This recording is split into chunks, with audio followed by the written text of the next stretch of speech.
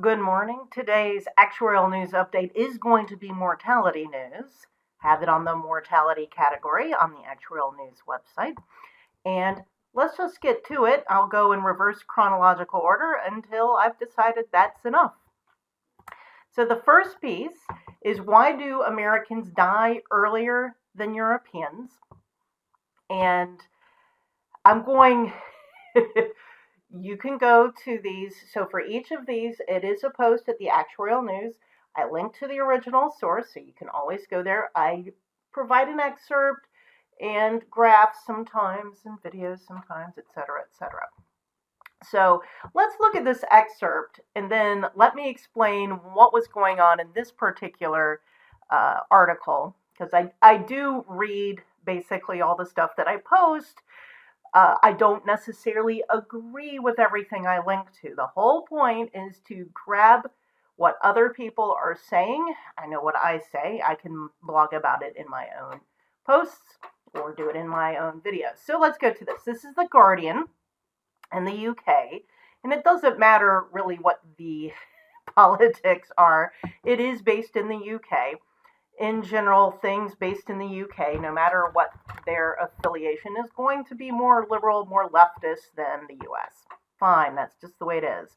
So here we go. A 30-year-old American is 3 times more likely to die at that age than his or her European peers. So first off, I'm going to stop at 30 years old. Most of the reasons for death at that age are going to be basically suicide, homicide, accidental death. And in a lot of the cases, yes, it is going to be based on one's own risky activity. Other top causes of death at that age in a normal year would be something like cancer, and really there is only so much you can do about that. If you have cancer at such a young age, and we are improving the survivorship at these young ages, a lot of times it may be genetic in origin. It may be aggressive because, it's so young. As you get older, obviously cancer incidence increases for most types of cancer. But the other thing, and they do get to it in the article, is drug overdoses, huge in the US. I don't know about Europe, but evidently a lot less. Obesity is definitely a lot higher. Diabetes higher in the US. Not disagreeing there. The thing is, the thrust of the article wasn't about, say, the drug overdoses and the obesity. They try to do a little lefty thing on that. I really don't see how socialism is going to save people from obesity, except to the extent everybody starves. Hey, who was fat during the Holodomor, where they were starved to death by the Soviets? Yeah, that will keep obesity rates down, sure. But they're basically saying universal health care would be the fix to a lot of these longevity differences between Europe and the US. That could be the case. Longevity for the elderly did improve after Medicare, which is a universal health care for the elderly, even if it's only just hospital coverage. That's the universal part. It did improve. So, they do have a point there. So, check it out. The next one, and I'm not going to get into it deeply here. It was a preprint, and, I don't know how long.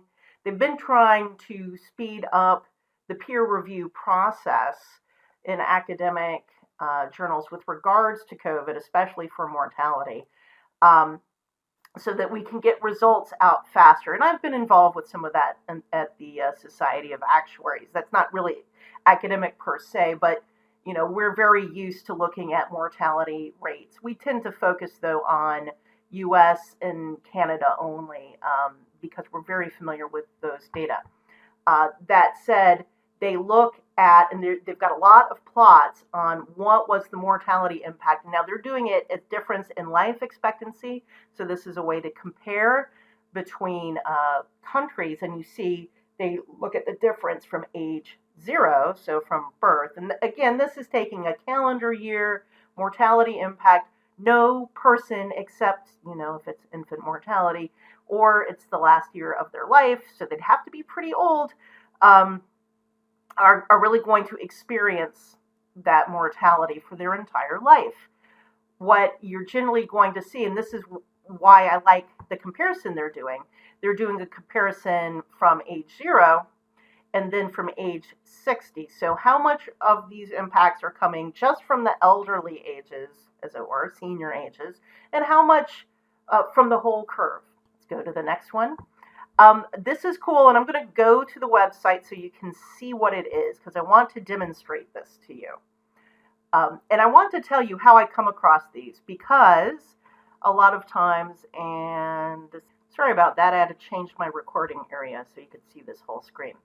Okay, there's this mortality charts site where someone took data from a variety of countries, and this should actually give you an idea of the countries where we have good mortality data.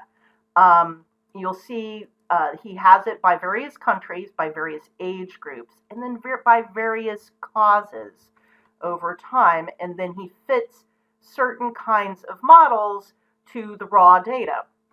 So let's look at, and I'm sorry, I'm biased, I'm going to do the United States. So let's do United States, age 45 to 64. And then when we look at the plot, we will see that they have females and males separately. I'm not quite sure. I haven't looked at all the documentation for this, by the way. That said, you can kind of see how well these fit to the models, and that's for that age group. So let's look at the older. Let's go to 75 to 84. Notice they don't do 85 plus. Okay, not too bad a fit. It only goes up to, what is this, 10, 11, 12, 13, 14, 15. It looks like it stops at 2015. We do have data past 2015. We have it up to actually 2019 now pretty well. But what's cool is we have it by cause of death. So I'm going to go to transport accidents. Okay. Again, I do US because I like it. I'll look at something. Let me do it over younger ages, 15 to 44. So you can kind of see we have this peak. And this, again, males, you'll see males is much higher than females. And the reason I came across this, and this is why I want to explain how I get a lot of my sources. For certain categories on actuarial news, I get the sources from news searches that I have set up. But the thing is with mortality, it doesn't change that often. I don't do a mortality news search because it generally doesn't give me what I want. So I basically keep my eyes open on actuarial mailing lists I'm on. But the other thing I do is I'm on Twitter. And I picked up all of these. So a lot of these academic papers I pick up from Twitter. So let me show you the next one. The guy who created, it's Karl Pettersson, created that site.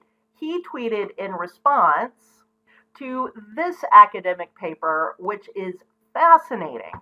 This has nothing to do with COVID. Neither of these two have to do with COVID, but they do have to do with mortality trends. And one of the things that we've known is that there is a very large life expectancy gap from birth between males and females. So this has been something, it's not just actuaries, but medical, other health researchers have been trying to figure out. In the past, I have pointed out the fatal stupidity period, which runs from about age 15 to 25. In the US, that in many years, males 15 to 25 have a higher death rate than men 10 years older than them. Okay? These are not due to, they're external causes, as they call it. Suicide, homicide, car accidents, big drivers. That said, at every age in the modern era in developed countries, male mortality has been higher than female mortality at every single age. And there are a whole bunch of graphics in this academic paper that shows the contribution to this life expectancy gap between males and females by age group, because it had been assumed. Let me see if I can open this. So the red portion is the part contributed by those age 80 and up. The yellow seems to be the largest contributor, age 60 to 79, and that's over since like 1950. So what's interesting, the dark blue is infant mortality. In the early 20th century, a great deal of the life expectancy from birth gap came from differences in infant mortality, and male infant mortality was much, much higher than female infant mortality. You'll notice there's a very little difference with regards to childhood mortality, so that's age 1 to 14, and then kind of this adolescent mortality, there is some contribution, but again, like past 1950, it looks like most of the differences is coming from older age, 60 to 79 and 80 plus. Now, that doesn't surprise me. There are certain causes of death, and these are, you can see it's different countries. They have France, Denmark, Iceland, Belgium, etc. So let me focus in on the United States if I can. There's the US. Okay, so the data for the US starts around 1930. And we already see, so that infant mortality is that blue there, the dark blue. And then the light blue is the 1 to 14. Then we kind of have the middle ages in the green. And they did contribute, a good chunk. But you can see that this yellow portion, and again, remember, the yellow portion is 60 to 79. So the 60 to 79, and here we've got the year 2000. So the light white grid marks are 1950 and 2000. So we see here's 2000, and it's come down some in the life expectancy gap. And I'll just tell you what it is. It's smoking. That's the big contributor here. The male smoking incidence has always been higher than female in the U.S. and in most Western countries. Smoking has created a big difference. Also, heart disease in general, whether smoking or not smoking. The incidence for heart disease for men, ischemic heart disease, and that's where this came up from, these plots. I'll provide a link to these specific actuarial news posts so then you can follow the link. So you can test out these different countries to see where did it change. So here's Germany, and I need to make sure oh, that's suicide. Whoops, was I looking at suicide or ischemic heart disease? Now I don't know. Uh-oh. No, okay, I wasn't. Let me look at suicide. 75 to 84. Because, yeah, that's very interesting. So I didn't know about this. I've generally not looked back going to 1950. Generally, I've been just going back to, let's see, about 20 years for most of the trends that I've been looking at with regards to detailed cause of death. But yeah, if we go back to 1950, and this is for older ages, people don't realize the highest suicide rates are for old men. Everyone pays attention to the teenagers. And again, suicide is not even in the top 10 causes of death for old men, but it's a much higher rate than for younger men. So let me look at younger, 15 to 44. And this is a bad trend. It's been going up. That's bad. But if you look at the numbers, so 2.5 e to the minus 4, that's 10 to the minus 4. So 2.5. And that's the max of this. It's kind of gone up and down. 2.5 e to the minus 4. I'm sorry, I didn't remember the prior. You're going to get me in the right place. There we go. And let's go back to the 75 to 84. So 2.5 e to the minus 4 would be around here. and that was the max of that prior graph. As you can see, the suicide rate for old men is much higher. Anyway, you play with those trends. I'm not going to go through them right now. The next one I want to look at has to do with The Economist and their estimate of 7 million to 13 million excess deaths worldwide. I have started looking at their model. It may take me a while to make some comments about it in an intelligent way. The gray that you see in this graph here are the official COVID death counts by major region. And these tend to be continental, so almost nothing for Africa, almost nothing for Asia, but these are not ones we really trust, okay? And we see increasing for India, okay? Fine. But we're seeing this red line much, much higher than the COVID deaths. So I want to look at these sub-region ones, Europe, US, Canada, and Oceania. And I believe they're going by, these look like absolute counts. So some of the stuff I want to talk about for Latin America, Caribbean, that looks like for some of these peaks that these are undercounts of COVID deaths, but I do not agree with that for Europe, US, Canada, and Oceania, which I guess it's Australia and New Zealand, because the data are pretty good for those area in terms of how they collect death data, etc.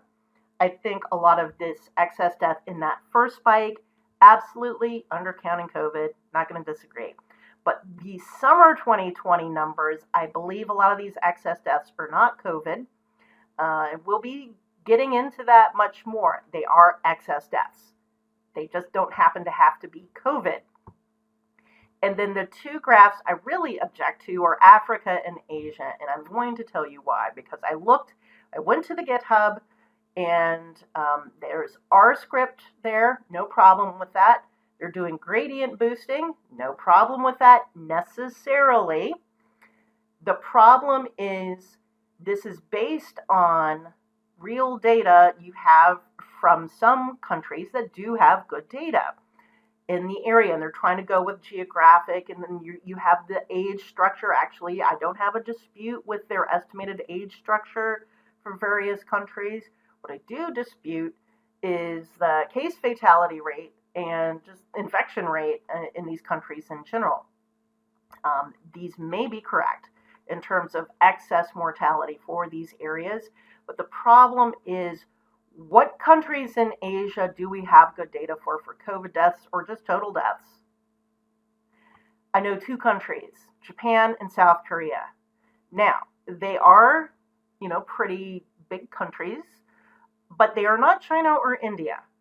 And we, don't trust any data from China at all.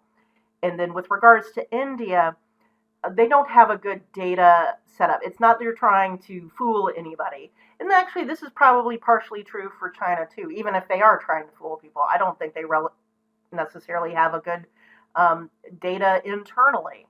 I wouldn't be surprised if the government in China actually doesn't know total deaths. And there are reasons for that. So let me go to this overall graph they have. So the confirmed COVID-19 deaths, that's the gray, and then reported excess deaths, that's this light red, and that's where they have the total number of deaths in a way that we trust. Well, I don't think that the difference between that light red and that gray is necessarily undercounted COVID deaths. I think it could be car accidents, drug overdoses, suicides, all sorts of things. Untreated health conditions. So we did see an increase in heart attacks. Could be COVID. Could be people didn't go to the hospital when they should have. Okay? The estimated excess deaths for the whole world, that is so rough. Now, I do like that they do a confidence interval. They say 95% confidence interval, but I think that's false confidence. I don't have a good reason to believe the Economist model doesn't amplify. I mean, it can amplify certain things. So I think it's a good, I'm not saying they shouldn't have done this exercise. You got to start somewhere.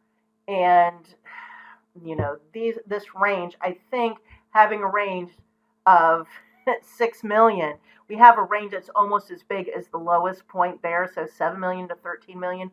That gives you an idea of uncertainty in their estimate. And so, I don't find 7 million, 13 million COVID deaths. We had to do estimates for the Spanish flu deaths. We didn't have good data there too. So there you go. And this last one, I want you to understand what I pulled out of this. This is from Polymath, who does a Substack, free about once a week. There's also a subscriber version as well. So I don't particularly like these data because we can already see there's fake numbers in here. You don't have a jump up in deaths like that. So it makes me wonder, where they're getting their data from, because none of the data I look at look like this.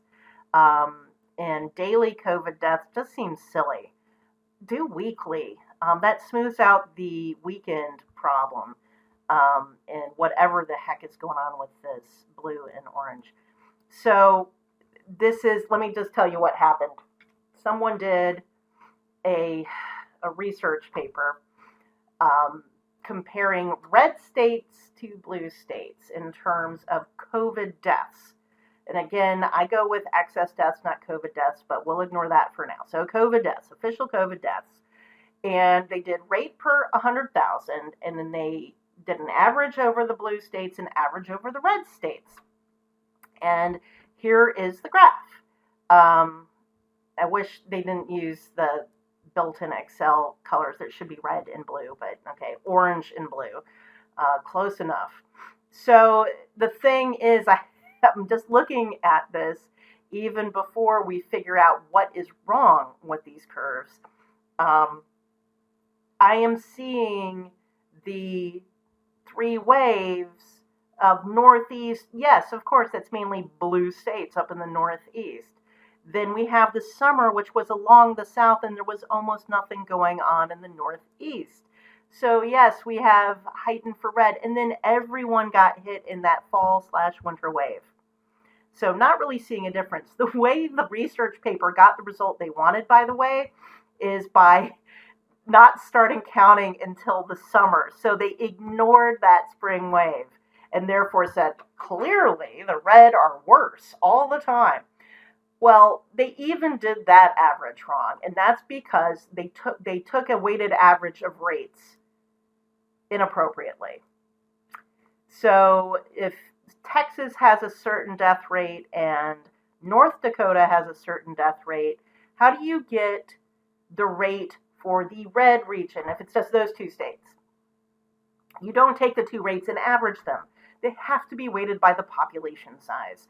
So what Polymath did is weight them for the population size. And what you find out is, yes, the Northeast got hit in that spring wave. Yes, you had it along the south in that summer wave. And then there's basically no difference in the winter-fall wave. I don't think policy made much of a difference at all with regards to COVID death rates. There you go.